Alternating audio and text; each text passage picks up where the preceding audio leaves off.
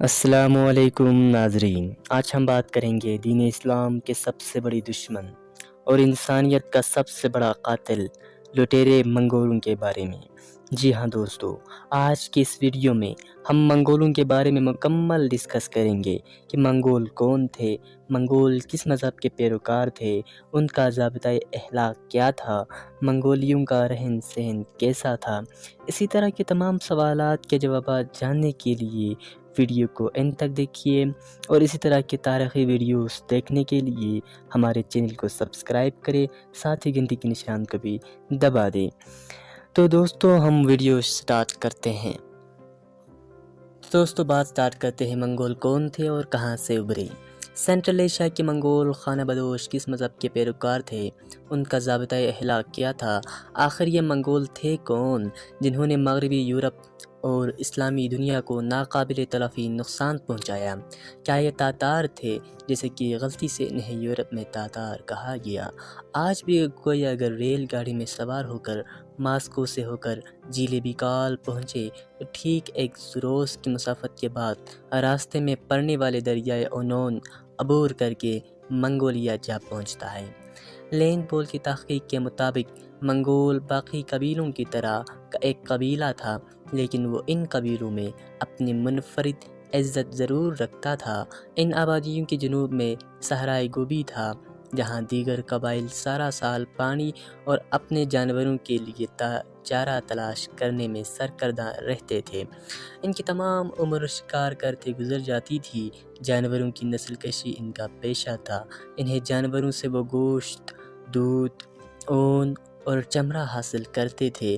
گھوڑیوں کی دودھ سے وہ ایک مخصوص شراب تیار کرتے تھے جسے خمیر کہتے تھے۔ ان کا گزر بسر جانوروں کی کھالوں کے لین دین پر ہوتا تھا۔ ان قبائل کا لین دین ترکوں اور ہمسایہ طاقت چین سے تھا۔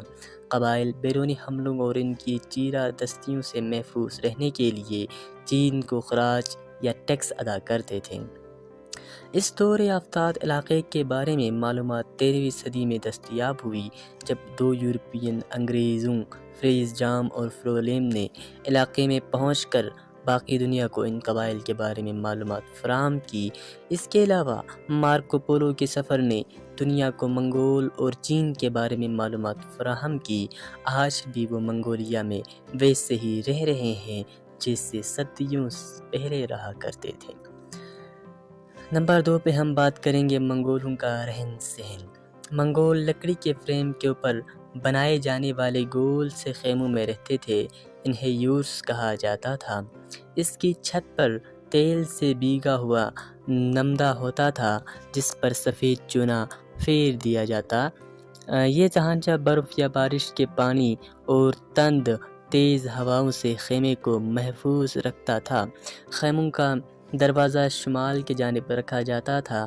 دور سے یہ خیمے مشروب کی طرح دکھائی دیتے تھے۔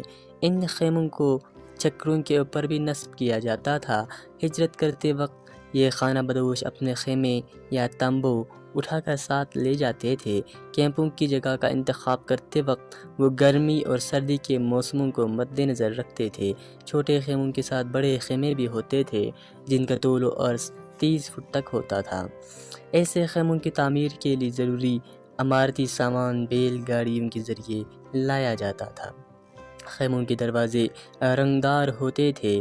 ان دروازوں پر خوبصورتی کے لیے پودے، بیلیں اور درخت بھی لگائے جاتے تھے۔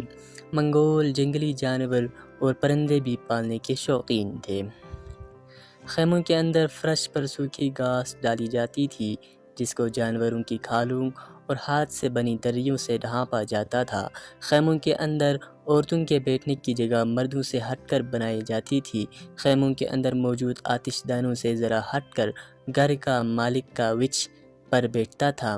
خیمے کے وسط میں دھوئیں کے اخراج کے لیے ایک سوراخ رکھا جاتا تھا۔ خیمے کے اندر بیٹھنے کا ایک محسوس انتظام یعنی سٹنگ ارینجمنٹ ہوتا تھا۔ گھر کے مالک کی کاوچ سے آگے اس کا بھائی، پھر اس کے آگے اس کی بیوی کا بھائی، اور اسی طرح بلحاظ رتبہ نشستیں لگائی جاتی تھی۔ نمبر 3 پہ ہم بات کریں گے دوستو منگولوں کا مذہب۔ جہاں تک منگولوں کے مذہب کا تعلق تھا وہ شمانی نظریے شمینزم کی ایک قسم تھی جس میں پروہت یا مولوی کا کردار شمان ادا کرتا۔ وہ دنیا میں رائج مختلف فلسفوں کے بارے میں درس دیتا۔ وہ بیماریوں کے لیے علاج تجویز کرنے والا ہوتا، روحوں کو کنٹرول کرنے والا اور چوکیدار کا کردار ادا کرنے والا ہوتا تھا۔ خیمے کے اندر بت دروازے کے دونوں اطراف لٹکائے گئے ہوتے تھے۔ ان بتوں سے ان خانہ بدوشوں کی ذہن میں موجود انسانی تصور کا پتہ چلتا ہے۔ ان بتوں کے ساتھ ساتھ پستان کی شکل کی چھوٹی چھوٹی چیزیں اس مقصد کے لیے رکھی گئی ہوتی تھی کہ وہ ان کے جان و مال اور جانوروں کی حفاظت کریں گے۔ ان کا عقیدہ تھا کہ ان اشیاء کی موجودگی سے ان کے جانوروں کا دودھ بڑھتا تھا اور ان کے بچے صحت مند پیدا ہوتے تھے۔ منگولوں کے خیموں میں ریشم کی موجودگی کا پتہ چلتا ہے۔ وہ لباس کے علاوہ خیموں کو بھی سلک سے سجاتے تھے۔ ریشم ان کے ہاں ایک قیمتی چیز تصور کیا جاتا تھا۔ اگر کوئی ان میں سے کچھ چوری کرنے کی کوشش کرتا، اسے ایک ناقابل تلافی جرم تصور کیا جاتا تھا اور اس جرم کی سزا موت ہوتی تھی۔ ان مقدس بتوں کو سوئی دھاگے سے سی کر تیار کیا جاتا تھا۔ خانہ بدوش یہ کام بڑی خوشی، عزت اور فخر سے کرتے تھے۔ ان کا کھانا کسی ذائقے یا لذت کے بغیر ہوتا تھا۔ ہر وہ چیز جو کھائی جا سکے وہ کھا لیتے تھے۔ حرام حلال کی ان کے ہاں کوئی تمیز نہ تھی۔ کتے کو بڑی رغبت سے کھاتے تھے، بیڑیوں کو کاٹ کر کھا جاتے تھے۔ لومڑیاں اور گھوڑے ان کی دسترخوان کی زینت تھی۔ جب کبھی کھانے کو کچھ نہ ہوتا تو انسانی گوشت بھی کھانے سے نہیں چوکتے تھے۔ انہیں جوئیں بھی کھاتے دیکھا گیا ہے۔ ان کا کہنا تھا ہم ان کو اس لیے کھاتے ہیں کہ یہ ہمارے بیٹوں کا خون چوستی اور گوشت کھاتی ہے۔ انہیں چوہے بھی کھاتے دیکھا گیا۔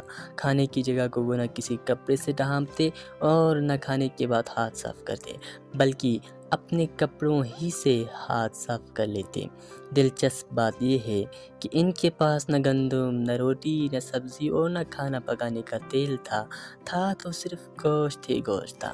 گوشت بھی وہ مقدار میں اتنا کم کھاتے تھے کہ یہ مقدار ان کی پرمشقت زندگی سے مطابقت ہی نہیں رکھتی تھی۔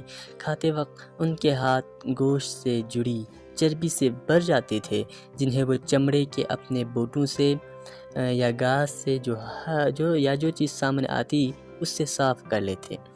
منگولوں کی عادات اتوار اور ان کی خوراک پر بات کرتے ہوئے اگر ان کی کشید کردہ شراب کا ذکر نہ کیا جائے تو بات ادھوری رہ جائے گی۔ جیسے کہ پہلے بتا چکا کہ منگول گھوڑیوں کی دودھ کو خمیر کر کے شراب بناتے تھے۔ پہلی گھونٹ پر وہ زبان پر چبھتی تھی، جب گلے سے نیچے اترتی تو منہ میں باداموں کا دودھ کا ساتھ ذائقہ محسوس ہو جاتا۔ ان کی بنائی یہ شراب نشہ آور اور پیشاب آور تھی۔ منگولوں کے ہاں ایک دوسرے قسم کی شراب بھی تیار کی جاتی تھی۔ اس کا نام کوسموس تھا اور یہ قبیلے کے اعلیٰ طبقے کے لیے تیار کی جاتی تھی اور انہی کے لیے محسوس تھی۔ یہ شراب پی کر بہک کر غبار مچانا اور دیسی گٹار کی آواز پر ڈانس کرنا، شور مچانا، قہقہے لگانا ان کا معمول تھا۔ نشے میں وہ مزید پیتے اور دوسروں کو مقابلے میں پینے کے لیے چیلنج کرتے۔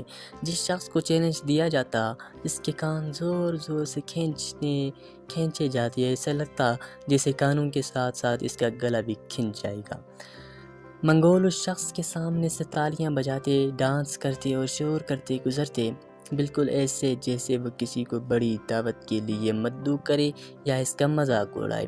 ایک شخص بڑے پیالے کو اٹھاتا، دوسرے لوگ دائیں بائیں سے اس پیالے کو تھام کر ناچتے گاتے کسی مہمان کی طرف بڑھتے، لیکن جب مہمان پینے کے لیے ہاتھ پیالے کی طرف بڑھاتا تو وہ اس سے پیچھے کھینچ لیتے۔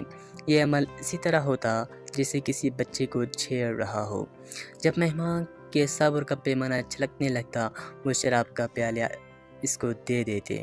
جوں وہ اسے پیتا جاتا سب میزبان تالیاں پیٹتے جاتے۔ یہی عمل آج کی مغربی دنیا میں چند تبدیلیوں کے ساتھ دیکھا جا سکتا ہے۔ منگول عورتوں کی جسامت موٹی ہوتی تھی۔ جس عورت کی ناک موٹی ہوتی وہ خوبصورت تصور کی جاتی تھی۔ منگول عورتیں چہرے پر عجیب قسم کے رنگ پھیر لیتی تھی، بعض اوقات اس کاریگری میں اپنا چہرہ ہی بگاڑ لیتی۔ منگول مرد گھوڑوں کو غیر معمولی اہمیت دیتے تھے، وہ ایک دوسرے کے پیچھے بھاگ کر لطف اندوز ہوتے تھے اور انہیں گھڑ سواری بہت پسند تھے۔ منگول عورت صرف امور خانہ داری تک محدود نہ تھی، بلکہ دودھ دونا، بھاری کام کرنا جیسے گھوڑا گاڑی چلانا وغیرہ بھی کرتی تھی۔ وہ مردوں کے ساتھ لڑائی میں بھرپور حصہ لیتی اور خیمے بھی گاڑتی تھی۔ منگول عورت کا لباس کچھ یوں تھا کہ اس کی اوپری حصہ وہ کپڑے سے کس کر باندھتی تھی، کیونکہ اس وقت تک عورت کے زیر جامہ لباس کا تصور بھی سامنے نہیں آیا تھا۔ پاؤں میں چمڑے یا نمدے کا جوتا پہننا مقبول تھا۔ شدید سردی اور برف باری میں منگول عورت کا لباس جانور کی کھال اور فر ہوتا تھا۔ مرد بھی سارا سال اس لباس میں نظر آتے تھے۔ موسم گرما میں امیر منگول عورت ریشم، کاٹن اور سلک کا لباس استعمال کرتی تھی۔ کاٹن ملک چین سے آتی تھی، جسے وہ سر کے اوپر سجاوٹ کے لیے استعمال کرتی تھی۔ عہد حاضر کی طرح اہل چین قدیم زمانوں سے تجارت کے شعبے میں فعال نظر آتے ہیں۔ شادی بیاہ کے موقع پر بیویاں خریدی جاتی تھیں۔ جن لڑکیوں کے دام زیادہ بڑھائے جاتے وہ بن بیاہ بیٹھی رہتی تا وقتی کا سمجھوتا نہ ہو جائے۔ باپ کے مرنے پر اس کا بیٹا باپ کی بیویوں پر اپنا حق سمجھتا اور ان تمام کو اپنی بیوی بنا لیتا، صرف اس کی سگی ماں اس سلوک سے مستثنیٰ تھی۔ منگول عورت مزاجاً اکھڑ مزاج اور منہ پھٹ ہوتی تھی۔ یہ وہ ماحول اور زمانہ تھا جس میں منگولیا کے چیف چنگیز خان نے آنکھ کھولی۔ یہ وہ لوگ تھے جو ایک ایک ماہ گھوڑے کے پیٹھ سے اترتے نہیں تھے اور کھانا پینا گھوڑے کے اوپر ہی پسند کرتے تھے۔ گھڑ ڈور ایک دوسرے سے الجھ پڑنا اور قبیلے کا دوسرے قبیلے پر چڑھ دوڑنا ان کا معمول تھا۔ مغلوب قبیلے کو لوٹ مار کر سامنا کرنا پڑتا۔ ان کی عورتیں اٹھا لی جاتی اور آپس میں بانٹ لی جاتی، یعنی مردوں کی غلطیوں اور کمزوریوں کی سزا قدیم دور سے عورتوں ہی کو بھگتنا پڑتی ہے۔ آج کے اس جدید دور میں بھی قبائلی جھگڑوں کو ختم کرنے کے لیے جب صلح کی کوشش کی جاتی ہے تو کمزور کو طاقتور سے اپنی جان خلاصی کروانے کے بدلے میں اپنی عورتوں اور لڑکیوں کو مخالفوں کو پیش کرنا پڑتا ہے، چاہے وہ ان سے باقاعدہ شادی رچائے یا ویسے ہی باندی بنا کر رکھتے۔ یہ قبیل رسم آج بھی سندھ اور بلوچستان میں جاری و ساری ہے۔ منگول قبیلوں کی باہمی ناچاکی کی بدولت وہ بیرونی حملہ آوروں کے لیے ترانے والا بنے ہوئے تھے اور کسی مرکزی رہنما کی عدم موجودگی میں وہ ایک دوسرے سے برسر پیکار رہ کر کمزور ہو چکے تھے۔ منگولوں کی زندگی کھٹن، وحشیانہ اور انسانی اخلاق سے عاری تھی۔ جس کی لاٹھی اس کی بینس کا اصول ہی ان کا ضابطۂ اخلاق تھا۔ ان کی سوچ کا محور ان کا دشمن ہوتا تھا۔ جو انسان چاہے منگول ہو یا غیر منگول، اگر ایک دشمن کی حیثیت سے ان کے دماغ میں گھس جاتا تو وہ تب تک چین سے نہ بیٹھتے جب تک ان کا نام و نشان نہ مٹاتے تھے۔